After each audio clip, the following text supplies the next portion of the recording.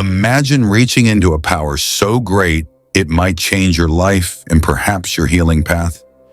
Imagine if I told you that this power is already within you, not some far-off ability out of reach. One gift God has given us is the capacity for self and other healing, as Paramahansa Yogananda, in his amazing book, Scientific Healing Affirmations, teaches us. To be clear, God's or the cosmic consciousness's infinite power is nothing short of absolute. Grounded yet weightless.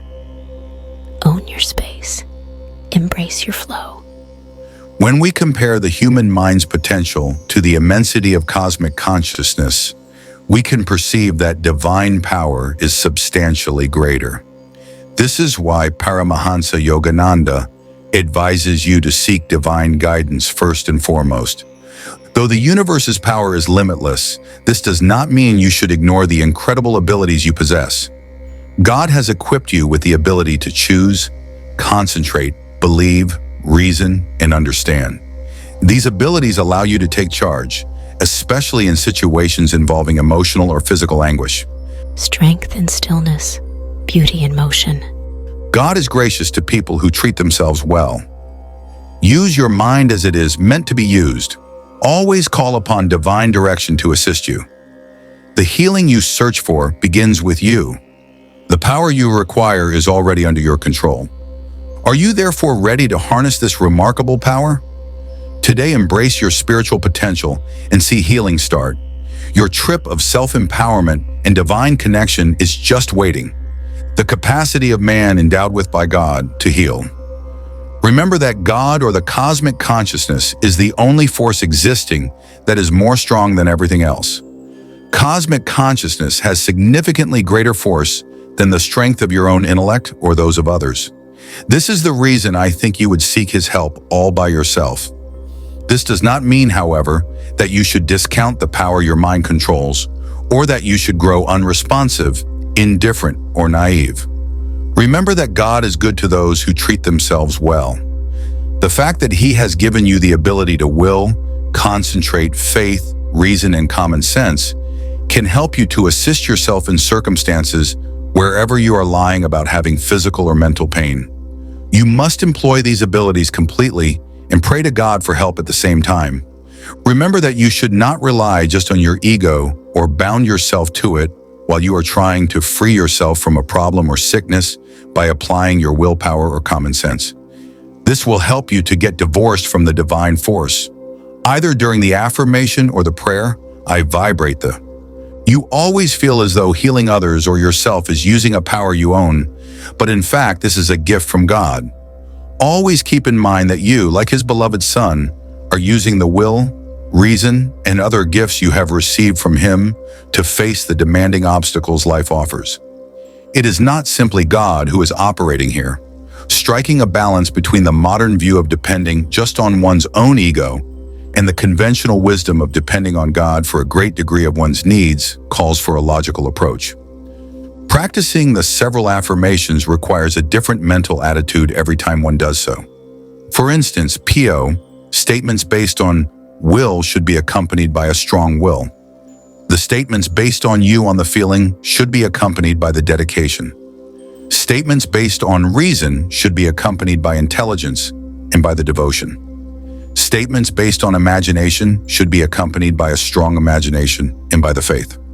Choose the comment fitting for the patient's cognitive temperament, creative temperament, emotional temperament, or flexible temperament when you are repairing other individuals. The aim of all the remarks is to guarantee that the quality of attention gets first priority. Of great importance also are continuity and repetition. Passionately, powerfully, and with faith, infuse your affirmations. Repeat them over and again without considering the results, since you believe they will naturally manifest from your efforts. Since the illness usually weakens faith, more attention should be directed to the mind than the illness during the period of physical treatment. In treating fear, the anger, every harmful habit, the awareness of failure to failure, nervousness, and so on, concentration should be focused on the opposite mental quality. For example, the cure for fear lies in developing the co-science of courage. For anger, peace. For the weak, weakness, strength. For illness, health. One has to consider two factors while planting a tree: proper seed and adequate soil. In a same vein, in the treatment of diseases, two factors are taken into account: the power of the healer and the receptivity of the patient, who is obliged to react to the vibrations and deeds of the healer. Jesus' words, "Your faith has saved you," and "a force," that is, a healing power, have shown me that in the process of healing, the faith of the healer is the same faith that the person who needs to be healed possesses. One should have faith with time, more importantly. The quick treatment of bodily problems that could lead to mental and spiritual recovery is possible at any one moment. When the light is turned on, the darkness that has gathered over the years vanishes right away. This is not a question of trying to gather the shadows. You shouldn't expect a cure right now. Nobody knows when he will be cured. Thus, you also shouldn't expect one in the far future either. Whether this is the moment of healing will rely more on faith than on time. The results are attained depending on the mental and subconscious condition of the person, as well as the right waking of the vital force. The vital energy becomes active out of incredulity. Hence, this doctor, builder, and master of the body is unable to operate as expected. Every single case calls both work and attention. For the aim of kindling faith, will, or imagination, which once aroused inevitably inspire, when it comes to implementing a treatment. Focusing on the objective or anticipation of obtaining outcomes helps one to reduce the intensity of attention. Neosupita is the vital force.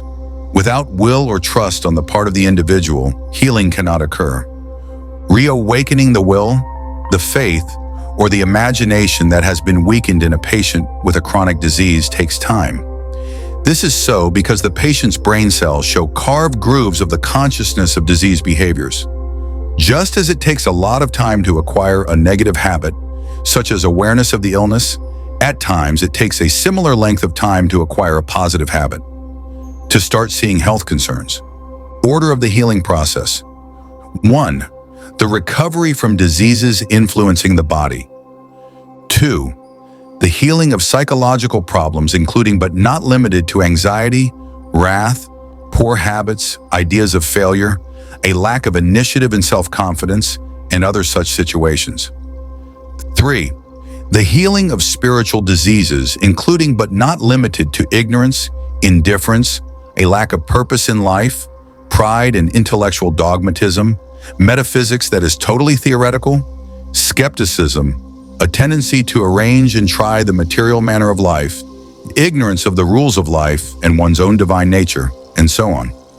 Regarding the therapy and prevention of these three distinct types of diseases, it is absolutely essential to treat and prevent both of them with equal weight. Every single one of them causes the guy to suffer in some form, physical, psychological, or spiritual. Hence, it is imperative to strive to reduce this suffering with any and all appropriate treatment approaches.